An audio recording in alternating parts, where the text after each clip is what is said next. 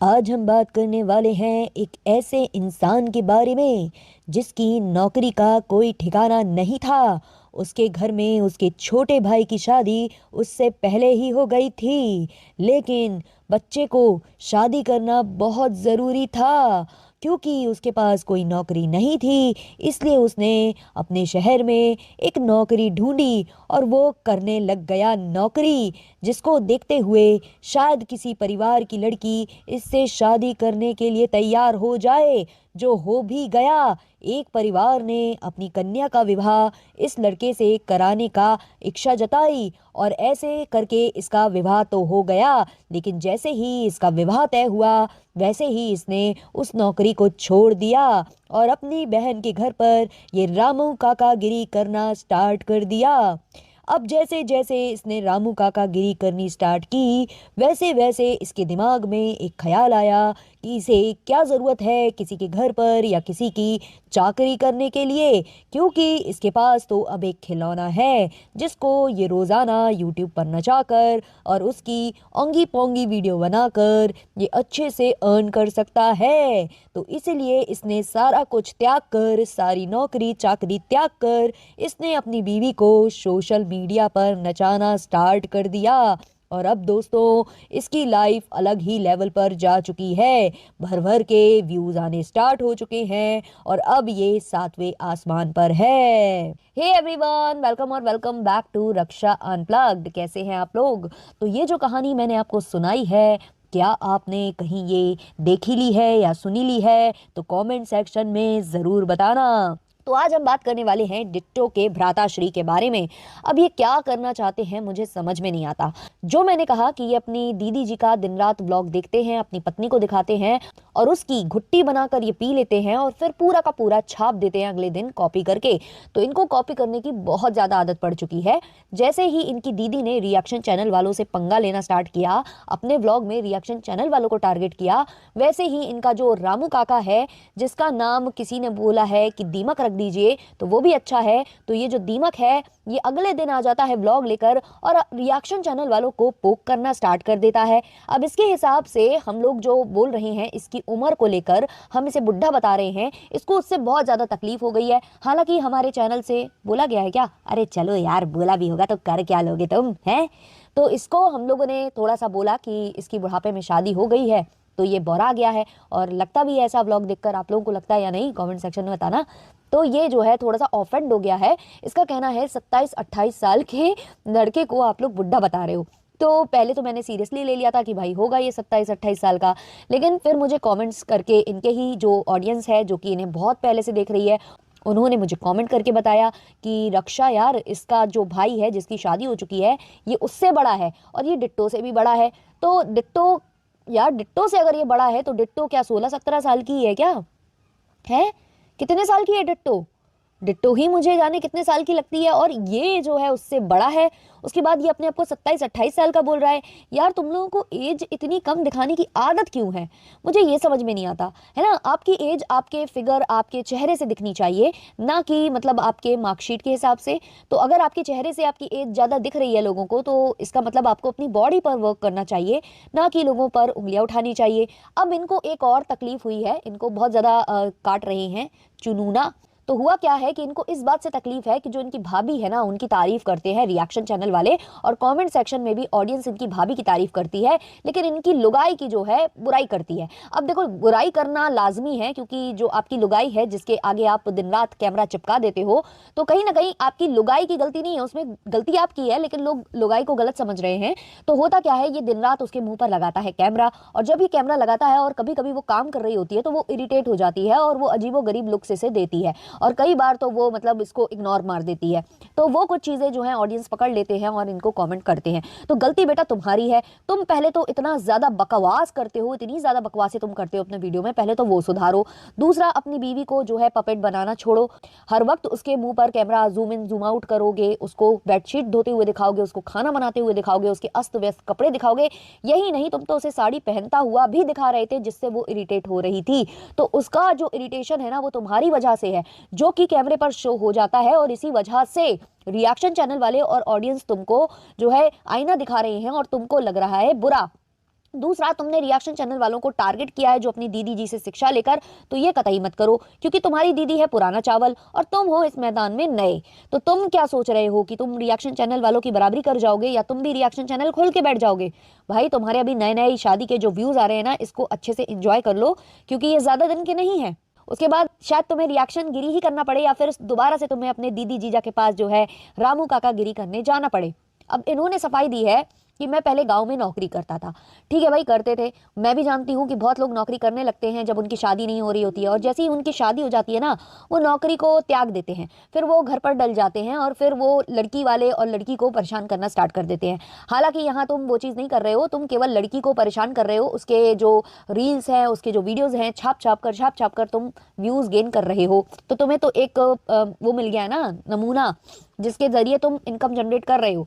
तो वो कर लो तुम शांति से, क्योंकि लोगों के पास तो कई ऐसे मैंने नल्ले लोग देखे हैं जो घर बैठ जाते हैं, और उनकी बीवियां भी, क्योंकि उनको मालूम नहीं होता है सोशल मीडिया का पावर क्या है और कैसे अर्न करना है, ये सब उनको नहीं मालूम होता है, तो वो एक दूसरे का माथा फोड़ते हैं, एक दूसरे पर चप्पलें बजाते हैं। तो कम से कम तुम्हारी बीवी भी अब इसके लिए यूज टू हो चुकी है, जिस हिसाब से वो ब्लॉग्स में आती है ना। अगर तुम उसे ज्यादा इरिटेट नहीं करो तो वो ठीक ठाक से आ जाती है, नाच भी देती है तुम्हारे ब्लॉग के लिए। तो इसको शांति पने से अपना जो कंटेंट है ना वही निकालो। जरूरत नहीं है रिएक्शन चैनल वालों की नाक में जो है दम करने की, क्योंकि जैसे ही तुमने ये स्टार्ट किया तो गोबर वाली चप्पलें निकल आएंगी, और फिर इतनी बजेंगी कि ये जो तुम्हारे 2-4 चंद व्यूज आ रहे हैं ना, ये भी चले जाएंगे, क्योंकि जिसने रिएक्शन चैनल वालों से पंगा लिया है ना, उसकी स्थितियां बहुत खराब हो चुकी हैं। तो ये तुम थोड़ा सा शिक्षा अपनी दीदी से भी ले लेना, और अदरक कपल से भी ले लेना, और जो लप्पू लाल हैं और जो लप्पी जी हैं झूमता मीनारा, उनसे भी ले लेना। उसके बाद ही यहाँ पर मुंह खोलकर कुछ बोलने आना, है ना। हम अजीब गरीब थंबनेल बनाए, हम कुछ भी बनाए, हम उतने गिरे हुए नहीं है जितने गिरे तुम लोग हो, जो तुम अपने ही थंबनेल पर बोलते हो कि दिल्ली में मेरे साथ क्या हुआ था। अगर तुम ये थंबनेल और टाइटल नहीं डालते तो किसको क्या मतलब था कि तुम दीदी क्या चाकरी करने गए थे, क्या करने गए थे। और तुम्हारा कहना है कि तुम्हारे जीजा जी ने और दीदी ने तुम्हारे लिए बहुत कुछ किया है। अगर उन्होंने इतना कुछ किया है तो बेटा तुम छोड़कर क्यों आए? क्यों आए भाई? छोड़कर, तुम छोड़कर इसलिए आए क्योंकि शायद तुम्हें वहां पर वो इज्जत नहीं मिल रही थी। दूसरी बात, तुम्हें मालूम था कि अभी तुम्हारे पास एक झुनझुना है जिसे तुम बजाओगे और तुम्हारे जो डॉलर है तुम्हारे बेड पर गिरेंगे आकर, तो इसलिए तुम छोड़कर आए हो। तो यहाँ पर जो सफाई है ना, ये किसी और को देना, ये उस भोली भाली ऑडियंस को देना जो बहुत ही ज्यादा इमोशनल है और बहुत ही ज्यादा सीधी सादी है, जो रिएक्शन चैनल्स को नहीं देखती है। तो उनके लिए तुम ये चाहे जितना कर लो, लेकिन तुम अपने कॉमेंट सेक्शन पर भी नजर डाला करो। उसके बाद थोड़ा सा अपना जो गटर जैसा मुंह है वो यहाँ पर आकर खोला करो। तो अब हम आ जाते हैं थोड़ा सा अड़े बापड़े के ऊपर। तो अड़े बापड़े ने भी एक व्लॉग बनाया है जहां वो थोड़ी सी लीपा पोती करती नजर आ रही हैं। हालांकि उनके साथ सबको सिंपति है, उनके साथ जो भी हुआ गलत हुआ। हम हमेशा यही कहेंगे कि भगवान करे उनके जो ज़िंदगी है उसमें दोबारा से खुशियां वापस लौट आएँ और जल्दी से सब कुछ अच्छा हो। लेकिन उसके लिए पहले इनकी हेल्थ भी अच्छा होना ज़रूरी है। इनकी हेल्थ काफ़ी ज़्यादा डाउन दिखती है, पहले ही ये काफ़ी ज़्यादा कमज़ोर दिखती थी और अब तो काफ़ी ज़्यादा ये डाउन दिख रही थी। तो इनकी एक रील भी मेरे सामने आई थी जो हल्दी फंक्शन की थी लप्पू और लप्पी के। उसमें ये बेहतरीन तरीके से रील बनाने के लिए डांस करने में लगी हुई थी। जो एक मतलब प्रेगनेंसी जिसने कंसीव किया है हाल ही में, जो महीने 2 महीने भी कंप्लीट नहीं हुए, उसको इस तरीके से उचक फांद नहीं करनी चाहिए, उसको इस तरीके से डांस नहीं करना चाहिए। और खास करके आपकी हेल्थ भी वैसी नहीं है कि आप ये सब करो। तो ये जो आपने कूद फांद वहाँ की है और उसके बाद होली में भी जो आपने कूद फांद की है, तो कहीं ना कहीं गलती सरासर आपकी है। अब आपने जो आज व्लॉग बनाया है, मैं बहुत ज़्यादा आपको ट्रोल नहीं करना चाहती, बहुत ज़्यादा कटु वचन नहीं बोलना चाहती, बट अब आप लोग जो कर रहे हो ना वो बहुत गलत कर रहे हो। क्योंकि आपने ना पहले खुद आपके व्लॉग में आपके पतिदेव आकर बोलते हैं, इल्जाम लगाते हैं कहीं ना कहीं उस फंक्शन पर, भले ही आप नाम नहीं लेते हो, लेकिन आपका इशारा वही था कि आप वहां ना जाते ना ये सब होता। और आप वहां गए थे तो किसी दबाव के चलते गए थे, तभी आपके हस्बैंड आपके साथ नहीं गए थे, आपका देवर आपके साथ गया था। तो ये चीजें आप लोगों के ही द्वारा आई हैं यहाँ पर सोशल मीडिया पर। और जब रिएक्शन चैनल वाले ब्लेम करने लग गए लप्पू और लप्पी को, हालांकि बहुत से रिएक्शन चैनल वालों ने ब्लेम नहीं किया है, कुछ कुछ ने किया होगा। हम तो हमेशा यही बोल रहे हैं कि इसमें किसकी ही गलती क्या है, बस लोग जो बोल रहे हैं हम वही बातें कर रहे हैं, जो कमेंट सेक्शन में आ रहा है हम उसको डिस्कस कर रहे हैं। तो जो आपने ही लोगों को मुंह दिया है बोलने के लिए, आपने ही खुद इशारा किया है। फिर आपकी जो माता जी हैं, जो बिच्छू का डंक की कहानी सुनाती हैं, आपको बिच्छू बताती हैं, वो जो माता जी हैं वो भी अपने ब्लॉग में बोलती हैं कि लप्पू ने आपको कॉल किया था बट आपने कॉल नहीं उठाया क्योंकि आपके बीच में कुछ मनमुटाव चल रहा है। तो ये सारे संकेत आपकी फैमिली से ही आते हैं, इसलिए किसी को ब्लेम किया जाता है। आप बोल रहे हो कि आप लोग अपनी पर्सनल दुश्मनी, कुछ रिएक्शन चैनल वाले अपनी पर्सनल दुश्मनी निकालने के लिए उनको टारगेट कर रहे हैं। तो मैडम जी, यहाँ किसी की कोई पर्सनल दुश्मनी नहीं है। रिएक्शन चैनल वाले और व्लॉगर्स के बीच में में सिर्फ इतना ही मतलब कहते हैं संबंध है कि वो उनके व्लॉग देखकर यहाँ पर अपना जो ओपिनियन है वो शेयर करते हैं। उसके बाद वो अपनी लाइफ में क्या कर रहे हैं या हम उसके बाद वीडियो बनाने के बाद हम क्या कर रहे हैं, उससे ना उन्हें हमसे लेना देना है, ना हमें उनसे लेना देना है। ना तो उन्होंने हमारी भैंस छुड़ाई है, ना ही भाई हमने उनका कुछ कर्जा काढ़ा है। तो हमें कोई ऐसी पर्सनल दुश्मनी नहीं है। हाँ, इक्का दुक्का रिएक्शन चैनल वाले हो सकते हैं जिनको पर्सनल दुश्मनी व्लॉगर्स से हो जाती है, जब व्लॉगर्स डायरेक्टली उनका नाम लेकर उन्हें टारगेट करते हैं। तो ऐसी कोई पर्सनल दुश्मनी किसी रिएक्शन चैनल वाले की तो है नहीं है।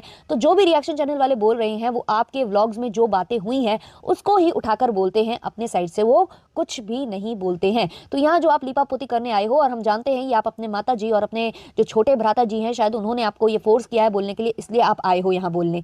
तो एक तरफ आप अपने व्लॉग में बोल रहे हो कि किसी को टारगेट मत करो, हमने किसी का नाम नहीं लिया, फिर आप अपने ही व्लॉग में बोलते हो कि काश मैं वहां नहीं गई होती, मैंने शायद कुछ बातें नहीं सोची होती कि कौन क्या कहेगा, क्या कंट्रोवर्सी होगी। मतलब आप कहीं ना कहीं मजबूरी वश गई थी, और आपने अपने ब्लॉग में फिर क्लियर कर दिया कि उनकी मजबूरी में आप वहां गए थे, आपके भैया और भाभी आपसे नाराज ना हो जाए, वो कहीं मुंह ना फुला लें या फिर कोई कंट्रोवर्सी ना हो जाए। तो इस डर की वजह से आप वहां गई थी, और फिर आपके साथ ये सब हो गया। आपने ये भी बोला कि अगर मैं शायद अपने बारे में सोच लेती और वहां नहीं जाती, अपनी भलाई में पहले सोच लेती, अपने अच्छे का पहले सोच लेती, तो ये सब नहीं होता। तो कहीं ना कहीं आपने फिर रिएक्शन चैनल वालों को मुंह दे दिया ये बोलने के लिए कि आप अपने भैया भाभी के दबाव में वहां गई थी, और अगर उनका दबाव नहीं होता तो शायद आपके साथ ये चीजें नहीं हुई होती। तो फिर से आपने फिर से मुंह दिया है। तो इस बार फिर मत बोलना आप रिएक्शन चैनल वालों को कि हम पर्सनल दुश्मनी निकाल रहे हैं। आपके व्लॉग्स में जो बातें होती हैं हम उस पर ही बात करते हैं। दूसरा, आप बोल रहे हो कि रिएक्शन चैनल वालों ने तो कंटेंट बना लिया है, कंटेंट बना लिया है। तो कंटेंट भाई आप देकर जाते हो।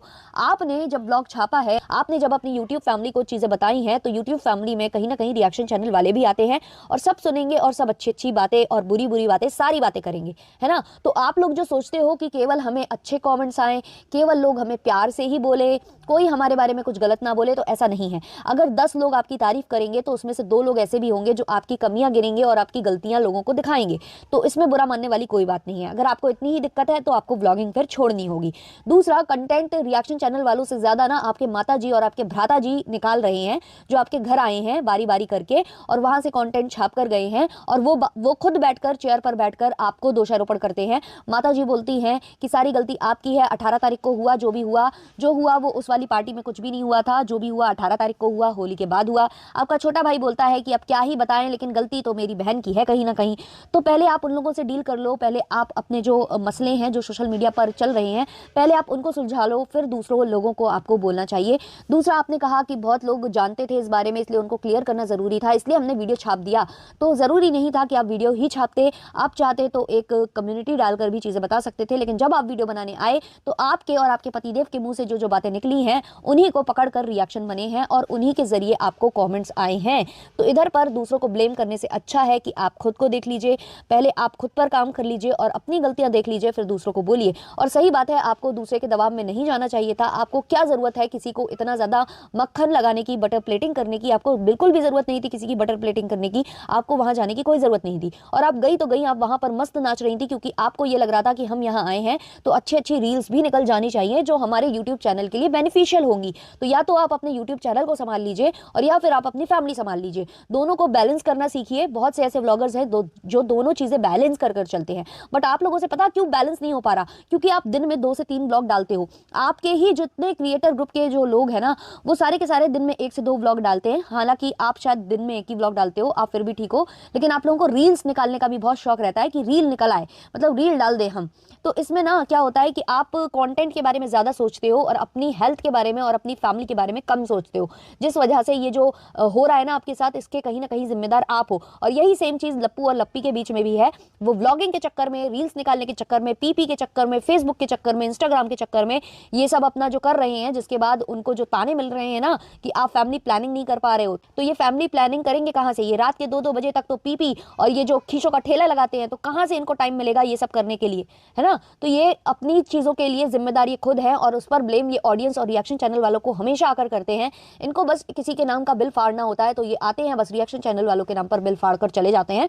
जो कमेंट से कहने आ रहे हैं वो इनकी ऑडियंस कर रही है, उस पर क्यों जवाब ये नहीं देते। तो कहीं ना कहीं जो ऑडियंस बोलती है ना वही रिएक्शन चैनल वाले बोलते हैं। ये बात मैं हर बार बोलती हूँ और ये लोग रिएक्शन चैनल वालों के नाम पर कहीं ना कहीं अपने ऑडियंस को सुनाते हैं, क्योंकि इन्हें मालूम है कि डायरेक्टली ऑडियंस को कुछ नहीं बोला जा सकता, तो चलो सारा ठीक रहा ना, रिएक्शन चैनल वालों के ऊपर फोड़ कर बातें सुना दी जाए। तो ये जो जो दिमाग का खेल खेलते हैं ना, ये यहाँ नहीं चलेगा। अभी आपकी सिचुएशन ऐसी है कि हम ज्यादा आपको ट्रोल नहीं करना चाहते, हम कुछ ऐसा नहीं बोलना चाहते जो आपको हर्ट कर जाए, बट कहीं ना कहीं आपको एक बार जरूरत है अपने गिरेबान में झांकने की और अपने फैमिली मेंबर्स को समझाने की, ना कि रिएक्शन चैनल वालों को बोलने की। तो ये था आज का पॉडकास्ट। अच्छा लगा हो तो लाइक शेयर सब्सक्राइब कर देना। मिलते हैं नेक्स्ट वाले पॉडकास्ट में, तब तक के लिए बाय बाय।